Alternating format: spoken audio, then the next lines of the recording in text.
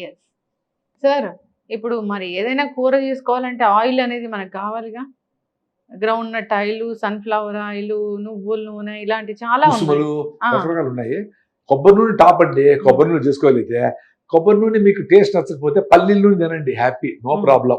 మేమంతా తింటాను, no cholesterol. No cholesterol అంటే ఇది ఒక ఫార్స్ అయిపోయింది. ఉండాల 160 ఉంటే మంచిది, 100 ఉంటే మంచిది, ఎక్కువ అయిపోయింది, చచ్చిపోతా ఉండాలి. మరి అందరూ రిఫైండ్ ఆయిలే కదా, మరి కొలెస్ట్రాల్ అందరికి ఎందుకు వచ్చింది? అందరూ రిఫైండ్ ఆయిల్ తింటా ఉండేది. 30 ఏళ్ళ నుంచి రిఫైండ్ ఆయిలే కదా, మరి ఎందుకు వచ్చింది? మేము పల్లీల నూనె, మా పల్లీలు పక్కన వేసి పుచ్చులు గిచ్చులు అఫ్లోటాక్సిన్స్ అన్ని తీసి మంచిగా పల్లీల నూనె తింటాం, మంచి ఫ్లేవరు. దాంతో ఉప్మా చేస్తే అక్కడికి స్మెల్ వస్తుంది, ఆ పూరి గాలిసారి సూపర్ ఉంటుంది. కొబ్బరి నూనె కొంచెం అలవాటై మంచిది అనుకుంటే ఓకే, కేరళలో కొబ్బరి నూనెతో చేస్తారు. నాకు పల్లీల నూనె సూపరు. హెల్త్ కోసం కావాలంటే కుసుమ నూనె కూడా తినొచ్చు. కుసుమలు అంటే వైట్ సాఫ్లవర్ అంటారు, సన్ఫ్లవర్ కాదు, సాఫ్లవర్.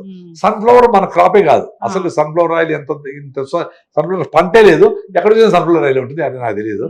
సో అన్ని రీఫైండ్ ఆయిలే. రీఫైండ్ చేస్తే దాంట్లో రంగు రుచి వాసన ఏమడదు, ఎల్లో ఉంటుంది, ఏం చేస్తారో తెలియదు నాకు. సో మీరు 10 కిలోల పల్లీలు తీసుకుపోతే గానికి దగ్గరికి, ఓకే చెక్క గానికి ఉంటే చేయండి మంచిదే, లేదు ఇరప గానికైనా ఓకే. మీరు అక్కడే కూర్చొని 4 కిలోల ఆయిల్ వస్తుంది, ఆ పిండి వాడికి ఇచ్చేసి ఫ్రీగా ఇస్తారనుకుంటా. ఇచ్చేసి 4 కిలోలు, 20 కిలోలు తీసుకుని 8 కిలోలు. సో 2 నెలలకు 3 నెలలకు ఒకసారి 20 కిలోలు తీసుకుని పల్లీలు తీసుకుని పుచ్చులు తీసేసి, చిన్న పల్లీలే పెద్ద అవసరం లే, చిన్న పల్లీలు నూనె చేసి తినండి, అయిపోయి కదా.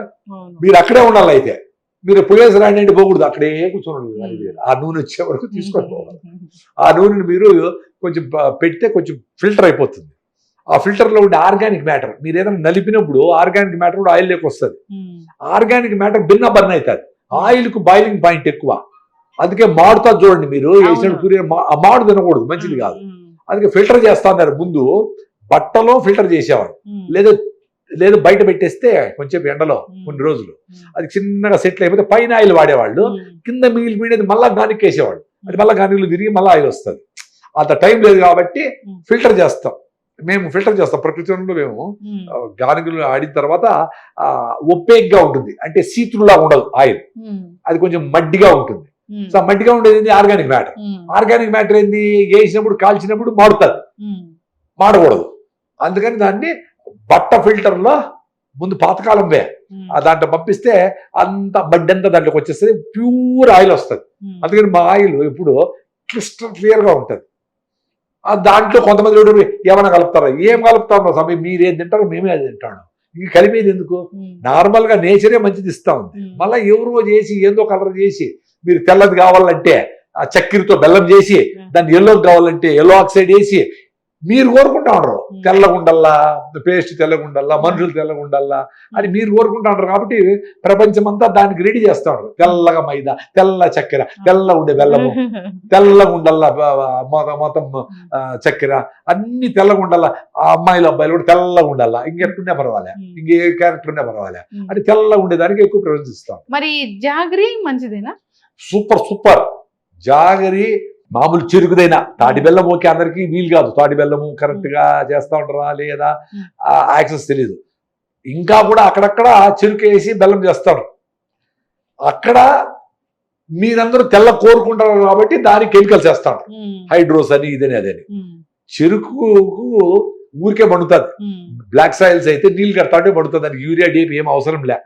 అదేసి దాంట్లో ఉండే మొత్తం మినరల్స్ అన్ని జ్యూస్ లో వస్తాయి కదా, జ్యూస్ ఉడకబెడితే బెల్లం అవుతుంది, అంతే కదా. దాంట్లో ఇంకేం చేసే పని లే. పైన ఏదో మడ్డి వస్తుంది. ఈ చెరుకులో చెరుకు పెట్టినప్పుడు వచ్చే పైనుండే కొంచెము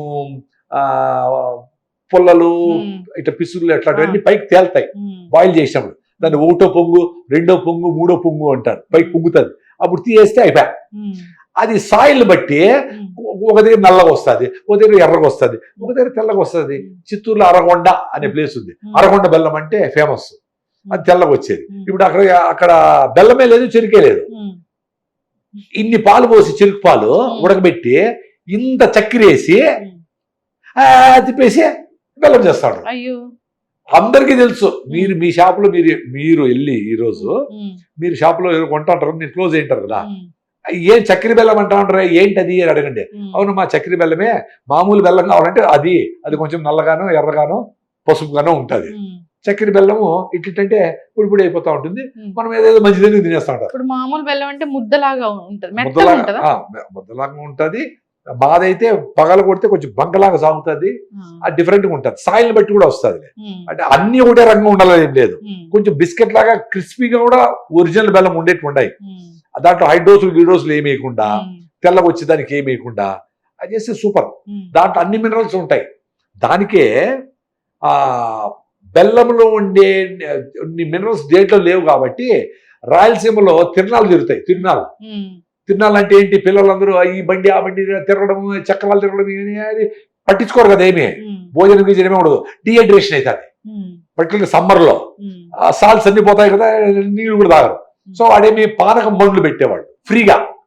రాముడు మామూలుగా శ్రీరామనవమి పానకం బండ్లు పెడతారు కదా, తిరణాల్లో పానకం బండ్లు పెట్టేవాళ్ళు, పుణ్యం వస్తుంది. ఆ బెల్లం నీళ్లే, బెల్లం 4 ముద్దలు వేసి నీళ్ళు కరిపెట్టి దాంట్లో పోయేసి తిప్పుతా ఉంటారు, బెల్లం నీళ్ళు ఇస్తా ఉంటారు అంతే. వాడు 2 గ్లాసులు తాగేసి వెళ్ళిపోతాడు, మళ్ళా పరిగెత్తారు 4 గంటలు. వాడు డిహైడ్రేషన్ లే. ఎందుకు, ఆల్ మినరల్స్ బెల్లంలో ఉన్నాయి. బెల్లం నీళ్ళు తాగే చాలు. ఇప్పుడు ఈ మీటింగ్లు వినే వాళ్ళకి ఈ పాయింట్ గుర్తుపెట్టుకోండి. సన్ స్ట్రోక్ అని భయపడుతుంటారు కదా, ఈ పేపర్ చదువుతా ఉంటాం 10 మందికి రిపీట్ 8 మందికి రిపీట్. బెల్లం నీళ్లు స్టీల్ బాటిల్ పెట్టుకోండి పల్సగా, దాంట్లో కాబట్టి జీలకర్ర వేసుకో, ఏలకలు వేసుకో, మీకు టేస్ట్ కావాలంటే. మీరు మామూలు నీళ్ళ బదులు బెల్లం నీళ్ళు తాగుతా ఉండండి, బయట తిరగండి, సన్ స్ట్రోక్ రాదు, ఐఎమ్ షూర్. Very simple. పిల్లలకి అంత ఆడే పరిగెత్తే పిల్లలకి, ఈత కొట్టే పిల్లలకి, ఎండలో తిరిగే పిల్లలకి బెల్లం నీళ్ళు, శనగలో, పల్లీలో, ఆ కొబ్బరిలో తినేసి వాళ్ళు బాగుండారు. ఈ సిటీలో ఇంత రిచ్ ఫుడ్ పెట్టే పిల్లలు జనగణమన్నా అంటారు, సగం మంది పడిపోయింది. జే అంటారు, సగం మంది పడిపోయింటారు. మరి ఏంటి, మీ రిచ్ ఫుడ్, జీడిపప్పులు, మీ అది ఓఆర్ఎస్లు, లిక్విడ్లు, ఇవన్నీ ఏమైనాయి? Something is missing. Think all our science students, మీరందరూ ఆలోచించండి ఏం జరుగుతా ఉంది. ఎందుకు ఇంత రిచ్ ఫుడ్లు తిన్నా కానీ మీకు హిమోగ్లోబిన్ లేదు? ఎందుకు ఇన్ని కాల్షియం మాత్రలు వేసుకునే కాల్షియం లేదు? కాల్షియం ఎండపోతే వస్తుంది అంటే సన్ స్క్రీన్ మూసుకొని ఎండకపోతా ఉండరు. B12 ఫర్మెంటెడ్ ఫుడ్స్, పుల్లటి మజ్జిగలో, పొట్టలో మీరు అసిడిక్ గా ఉండే ఫుడ్స్, కూల్ డ్రింకులు, చెదారం, యాంటీబయాటిక్లు అనవసరంగా వాడకుండా అని ఉంటే పొట్టలో నుంచి మంచి బ్యాక్టీరియా తయారయ్యి రాండ్రా అని ఏదైనా జబ్బును ఏదైనా తిన్నప్పుడు ఏమన్నా వస్తే అది ఫైట్ చేసేది మెకానిజం. సైనికులు పొట్టలో నుంచి తయారు కావాలా, బయట నుంచి యాంటీబయాటిక్లు వేసేది కాదు. మీరు ఫైట్ చేసేది నేర్చుకుంటే పోలీసుల అవసరం ఎప్పుడు కానీ అవసరం ఉండదు. ఎప్పుడు అంటే ఎప్పుడు సిక్ అయిపోయి పడిపోయింటే కరోనా వచ్చింది.